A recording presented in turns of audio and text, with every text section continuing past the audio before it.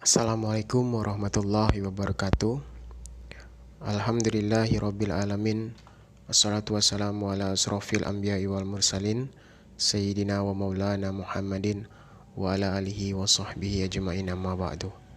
Puji syukur kehadiran Allah subhanahu wa ta'ala yang telah melimpahkan rahmat dan hidayahnya kepada kita semua, sehingga kita pada sore hari ini insyaallah semuanya dalam keadaan sehat walafiat, bisa mengikuti perkuliahan secara daring atau online. Baiklah mahasiswa Bapak semuanya, hari ini langsung saja saya masuk kepada materi komputer abuse atau penyalahgunaan komputer Jadi komputer ini bisa disalahgunakan oleh orang-orang yang tidak bertanggung jawab, apalagi menyangkut dengan sistem informasi akuntansi. Penerapan sistem akuntansi, sistem informasi akuntansi yang biasa diterapkan di perkantoran atau di instansi pemerintahan, terkadang ini bisa saja terjadi kesalahan-kesalahan. Berikut ini adalah klasifikasi gangguan mengenai terhadap sistem komputer itu sendiri. Yang pertama itu ada klasifikasi gangguan, yaitu kesalahan teknis. Ini biasa terjadi seperti kesalahan logika perangkat lunak. Jadi sistem atau perangkat lunak yang dibuat oleh manusia, yang ditanamkan di semua komputer, itu bisa saja terjadi kesalahan logika. Maksudnya itu sistem yang di dalam komputer itu bisa saja mengakibatkan gangguan atau permasalahan di bidang hardware karena kesalahan logika yang diberikan atau yang ditanamkan oleh seorang operator ke dalam komputer. Nah, ini bisa disebut sebagai kesalahan teknis. Kemudian ada gangguan lingkungan, bermacam-macam seperti gempa bumi, bencana alam, dan ada gangguan listrik. Ini juga merupakan gangguan terhadap sistem komputer. Sistem informasi akuntansi yang sudah dibangun dengan baik di instansi-instansi bisa saja mengalami kerusakan akibat lingkungan ini. Nah, ini menjadi hal yang sangat penting diperhatikan agar kita bisa menjaga sistem informasi akuntansi itu tetap pada tempatnya apabila terjadi gangguan-gangguan seperti ini. Kemudian ada kesalahan yang dilakukan oleh manusia. Pertama, kesalahan operasional. Kesalahan operasional itu maksudnya seperti ini. Dia dalam mengoperasikan sebuah sistem akuntansi, sebenarnya ada alur atau proses yang harus diikuti secara detail dari awal sampai akhir. Nah, itu harus mengikuti alur yang sudah ada. Tetapi kesalahan manusia sebagai operator mungkin dia salah mengoperasikan. Misal dia harus bekerja dari tengah sampai akhir, bukan dari awal sampai akhir. Nah, inilah kejadian-kejadian yang mungkin saja terjadi di dalam sebuah instansi pemerintahan atau sebuah perusahaan yang mengelola sistem informasi akuntansi. Kemudian yang berikutnya ada kesalahan data. Kesalahan data ini tidak ini juga disebut sebagai kesalahan manusia. Mungkin data yang diinputkan oleh seorang operator pengguna sistem informasi akuntansi ini adalah data salah yang dibuat kemudian menimbulkan sebuah gangguan terhadap sistem informasi akuntansi itu sendiri. Nah, itulah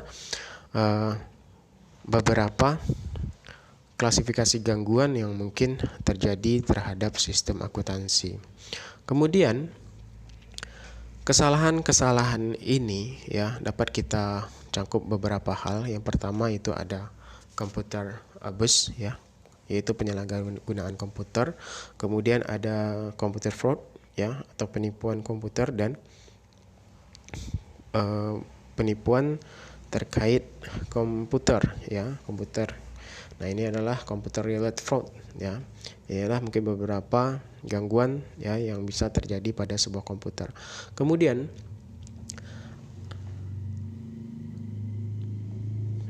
apa saja sih gangguan-gangguan itu ya? Kenapa bisa terjadi? Ya, yang pertama mungkin tindakan tersebut dapat dilakukan dengan cara yang pertama, sistem ini merupakan target kejahatan ya. Cara ini termasuk ke dalam computer abuse ya, atau penyalahgunaan komputer atau computer fraud ya, penipuan komputer ya. Contoh komputer dan data menjadi target dari pencurian ya.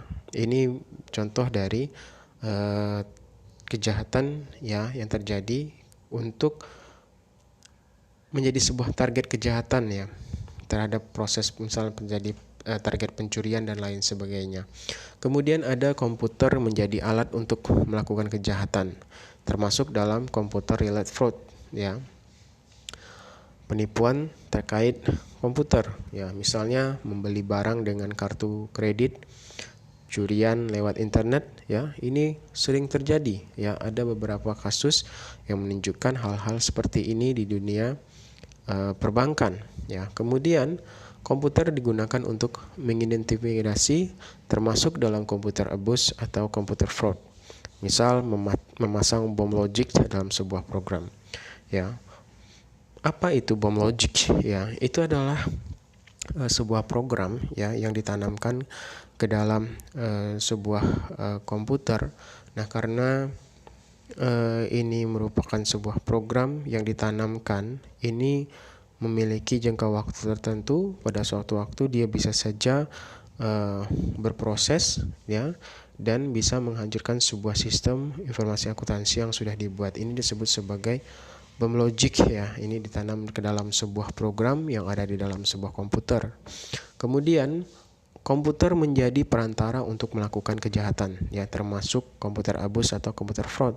Nah, itu tadi, komputer bukan saja sebagai tujuan target dari sebuah kejahatan, tetapi komputer menjadi perantara ya, dia yang alat bantu untuk melakukan sebuah kejahatan ya, baik itu penipuan komputer maupun penipuan terkait dengan komputer itu sendiri.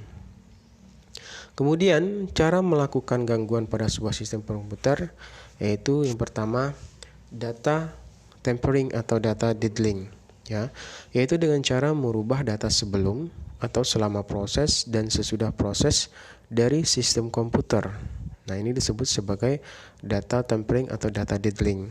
Kemudian ada penyelewengan program ya. Program yaitu program komputer yang dimodifikasi untuk maksud kejahatan tertentu ya. Apa saja contohnya? Itu seperti virus ya, seperti worm, Trojan horse, rundown technique ya, salami slicing, logic time bomb, spyware, adware ya. Ini semua adalah program-program komputer yang dimodifikasi oleh orang-orang yang tidak bertanggung jawab untuk maksud kejahatan tertentu. Bisa jadi untuk mengganggu aplikasi, untuk mengganggu pekerjaan seseorang ya, untuk bisa menyusup ke dalam pekerjaan-pekerjaan yang menggunakan sistem informasi akuntansi ya. Ini hal-hal adalah yang sangat tidak bertanggung jawab. Kemudian berikut lagi ada beberapa penyelewengan seperti virus. Nah, apa itu virus? Ya, ini terkait dengan penyelewengan program ya. Virus itu adalah suatu segmen dari kode-kode rahasia atau kode-kode bahasa mesin yang kecil yang melekat ke dalam program komputer lainnya yang akan menginfeksi program lainnya. Ini adalah virus ya. Kemudian ada yang disebut sebagai worm. Worm adalah suatu program yang merupakan program jahat tersendiri yang bekerja di dalam jaringan yang cara kerjanya yaitu menghancurkan atau memakan data atau file dan merusak hard disk dan memori yang ada pada komputer. Nah, beda dengan virus. Kalau virus dia lebih kepada menghancurkan sebuah program ya, tetapi kalau worm dia bukan saja menghancurkan sebuah program, tetapi secara tidak langsung, secara perlahan-lahan dia mampu untuk menghancurkan atau memakan data atau file ya di dalam komputer tersebut. Tetapi bukan saja file yang bisa dihancurkan oleh worm, tetapi hard disk dan memori pada komputer itu bisa diserang oleh worm ya. Kemudian ada yang disebut sebagai Trojan horse.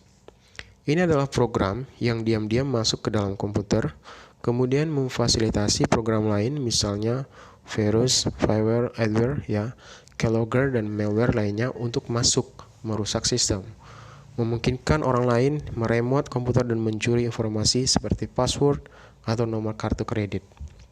Nah, ini disebut sebagai Trojan Horse, ya. Jadi Trojan Horse ini dia hampir sama dengan virus dan worm, tetapi dia menggunakan virus dan seperti spyware atau adware lainnya ini untuk menipu, untuk melakukan penipuan ya terhadap orang, atau bisa jadi meremote komputer seseorang ya. Dia bisa mengendalikan komputer secara jarak jauh ya dengan menggunakan Trojan Horse ini. Kemudian apa saja, karena dia bisa mengendalikan komputer dari jarak jauh, dia bisa saja mencuri informasi yang ada di dalam komputer tersebut. Nah, inilah kejahatan-kejahatan yang bisa dilakukan oleh penyelewengan program. Kemudian ada yang disebut sebagai rundown teknik ya. Ini adalah bagian program yang akan membulatkan nilai pecahan ke dalam nilai bulat ya, kemudian mengumpulkan nilai-nilai pecahan yang dibulatkan tersebut. Ini disebut sebagai rundown teknik. Kemudian ada salami slicing ya. Ini adalah bagian program yang memotong sebagian kecil dari nilai transaksi yang besar dan mengumpulkan potongan-potongan tersebut dalam periode tertentu dan tempat tertentu. Ini disebut sebagai salami slicing. Kemudian ada disebut sebagai spyware ya. Spyware merupakan program jahat juga yang digunakan untuk mencuri data atau file yang pada komputer yang telah terinfeksi ya, yang bertindak sebagai mata-mata untuk mengetahui kebiasaan pengguna komputer dan mengirimkan informasi tersebut ke pihak lain. Nah, spyware ini biasanya digunakan oleh pihak pemasang iklan ya. Ini jadi spyware ini ada hal positifnya ya.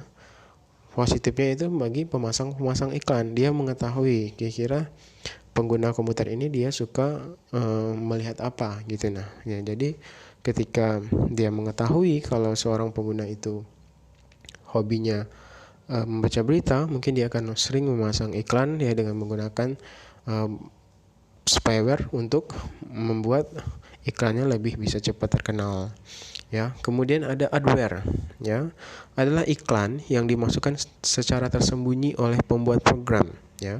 Biasanya pada program bersifat freeware ya, ini untuk tujuan dari promosi atau iklan. Nah, ini sering kita lihat ya, kalau kita misal buka komputer, buka sebuah website, tetapi tiba-tiba ini ada iklan yang muncul ya secara tersembunyi ya. Ini biasanya program-program yang bersifat dia lebih terbuka ya, dengan tujuan promosi atau iklan. Kemudian ada lagi juga yang termasuk dalam cara ini yang disebut sebagai piggybacking. Kemudian ada masquerading, scavenging, dan eavesdropping ya. Apa saja itu? Piggybacking adalah menyadap jalur telekomunikasi dan ikut masuk ke dalam sistem komputer secara bersama-sama dengan pemakai sistem komputer yang resmi ya. Nah, ini disebut sebagai piggybacking ya, dia memasuk ke dalam jalur telekomunikasi tapi dan ikut masuk ke dalam sistem komputer itu ya. Jadi kita terkadang dengan adanya piggybacking ini kita memang tidak tahu dengan tiba-tiba saja di komputer kita bisa disusupi oleh orang-orang yang tidak bertanggung jawab ya. Ini disebut sebagai piggybacking. Kemudian ada masquerading ya, ini adalah penetrasi ke sistem komputer dengan menggunakan identitas dan password dari orang lain yang sah ya.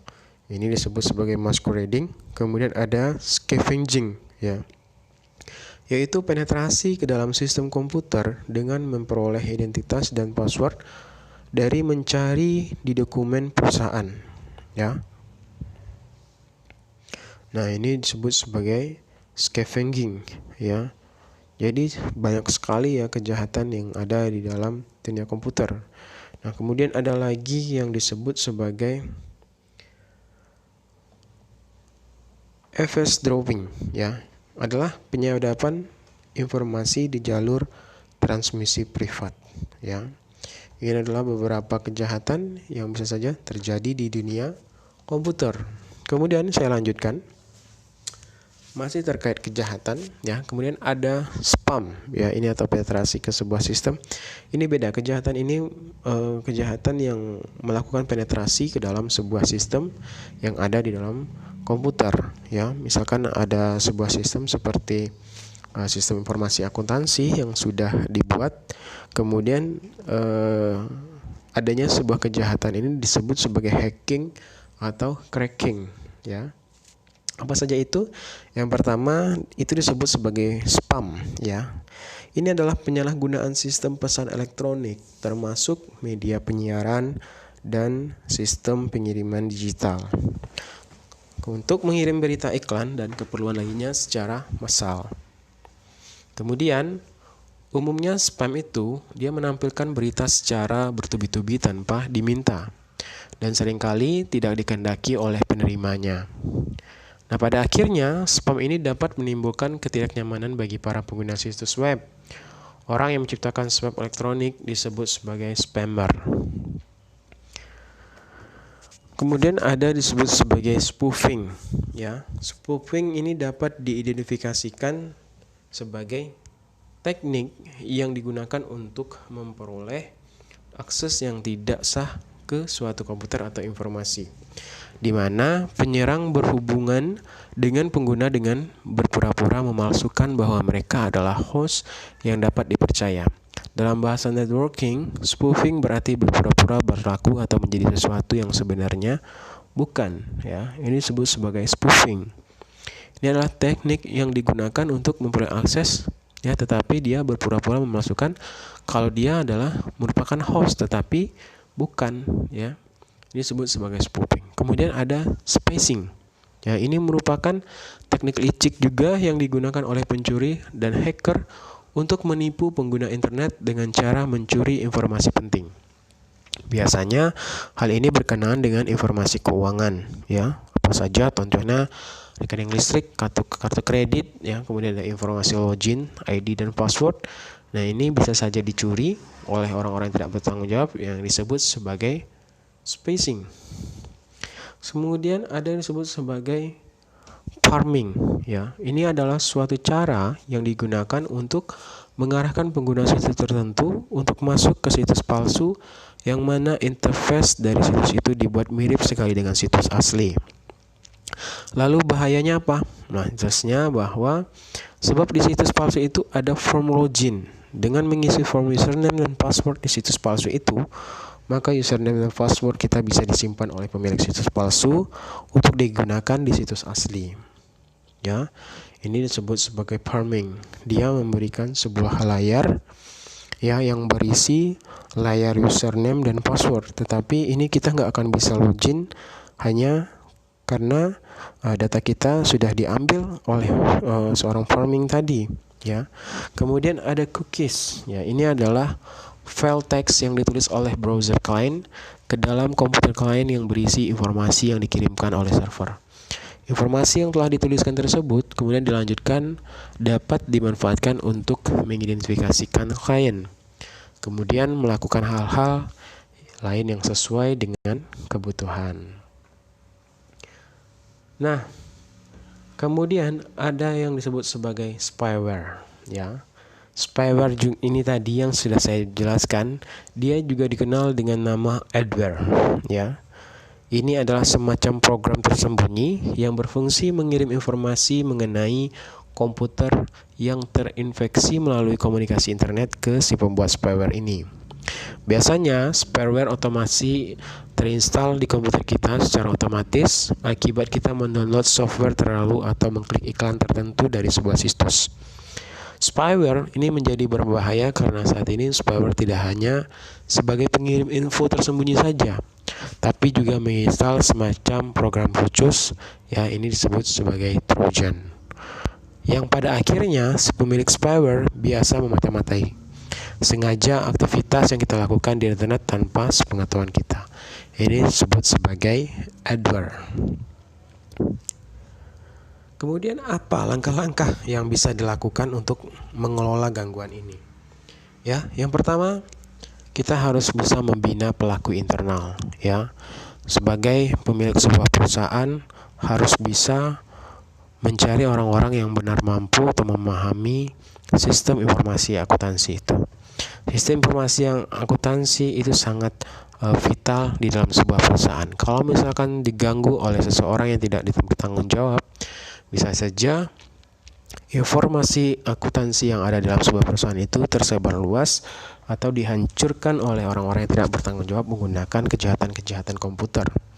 Nah, ini bukan saja mencari orang-orang yang pantas untuk menduduki suatu jabatan tertentu tersebut, tetapi orang tersebut juga harus dibina, dibekali dengan ilmu-ilmu yang benar-benar bisa untuk menjaga dari semua kejahatan komputer yang ada. Kemudian memasang pengendalian di sistem komputer. Ya. Apa saja pengendalian di sistem komputer? Ya, apa saja seperti antivirus, kemudian ada beberapa aplikasi mungkin yang bisa mengenangkal kejahatan-kejahatan ini. Kemudian memeriksa keefektifan pengendalian yang sudah dipasang. Ya. Apa yang sudah kita pasang harus dites dulu apakah sudah sesuai dengan spesifikasi komputer, ya. Harus terus diupdate, ya. Data atau sebuah software yang dibangun, yang ditanamkan ke dalam komputer di sebuah perusahaan harus mampu untuk memeriksa keefektifannya itu seperti apa. Mampu gak dia melawan beberapa macam kejahatan komputer, ya, dari virus, trojan, dan lain sebagainya itu. Kemudian merencanakan perbaikan akibat gangguan.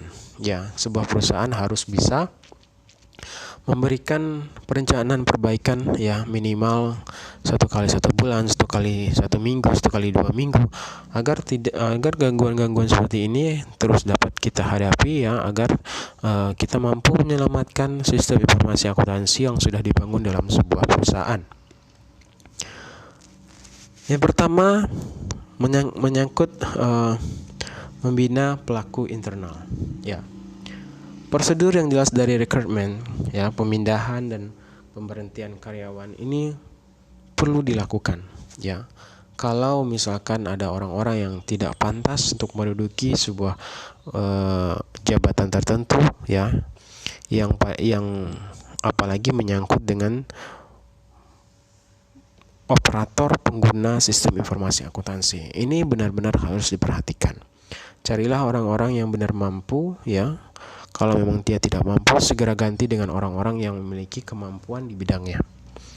Kemudian latihlah karyawan, lakukan BIMTEK dan lain sebagainya untuk memahami, ya, apa saja kejahatan komputer yang ada saat ini dan bagaimana cara-cara mengatasi kejahatan tersebut, ya. Kemudian memberikan perhatian kepada karyawan yang tidak puas, ya. Seorang perusahaan harus mampu memberikan perhatian, ya, kepada karyawannya agar seorang karyawan dia bukan saja memberikan kewajibannya atau memberikan kewajiban melakukan sebuah pekerjaan, tetapi dia merasa haknya terpenuhi di sebuah perusahaan, ya.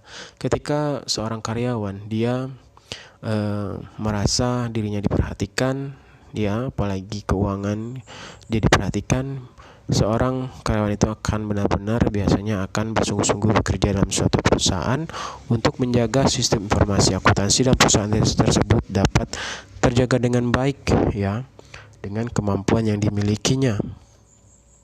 Kemudian memasang pengendalian pada sistem, ya. Umumnya pengendalian organisasi, ya, kemudian ada dokumentasi, perangkat keras, keamanan fisik dan keamanan data. Nah, ini harus benar-benar dilihat, ya, bagaimana pengendalian ini bisa dilakukan. Kemudian lihat apa saja aplikasi yang digunakan dalam sebuah sistem informasi akuntansi. Apakah peralatan input, proses dan outputnya sudah sesuai dengan spesifikasi sistem informasi akuntansi dalam sebuah perusahaan. Kemudian memeriksa efektivitas pengendalian, ya. Adanya audit sistem dengan tujuan yang pertama meningkatkan keamanan, kemudian meningkatkan integritas data, ya. Kemudian meningkatkan efektivitas sistem dan meningkatkan efisiensi sebuah sistem. Saya lanjutkan, ya. Mengenali pengendalian secara umum, yang pertama pengendalian secara dokumen. Nah, dokumentasi adalah materi tertulis yang menyediakan informasi tentang suatu subjek. Ya, manfaatnya yang pertama mempelajari cara mengoperasikan sistem. Kemudian sebagai bahan sebuah pelatihan. Kemudian dasar pengendalian sistem lebih lanjut. Kemudian dasar bila akan memodifikasi sistem dan materi acuan bagi auditor. Kemudian kita masuk kepada dokumentasi. Ini ada beberapa dokumen yang harus benar-benar diperhatikan dalam sebuah sistem informasi akuntansi. Dari dokumen dasar, dokumen daftar rekening, prosedur manual, dokumentasi prosedur, sistem program operasi, dan data. Kemudian ada pengendalian keamanan data, ya, dari data login, proteksi file, pembatasan pengaksesan, dan data backup dan recovery. Yang terakhir, ini mengenai pengendalian keamanan fisik. Ya, apa saja yang dilakukan? Yang pertama, pengawasan terhadap akses fisik. Ya, baik itu fisiknya maksudnya sistem informasi akuntansi terkait komputer itu sendiri. Ya, pengaturan lokasi fisiknya seperti apa dan penerapan alat pengamanan dari sistem informasi akuntansi tersebut. Ya, ini semua harus menjadi perhatian dalam penanganan penyalahgunaan komputer. Untuk itu, perkuliahan pada sore hari ini demikianlah yang dapat saya sampaikan. Mohon maaf apabila ada kesalahan. Wabillahi taufiq wal hidayah. Wassalamualaikum warahmatullahi wabarakatuh.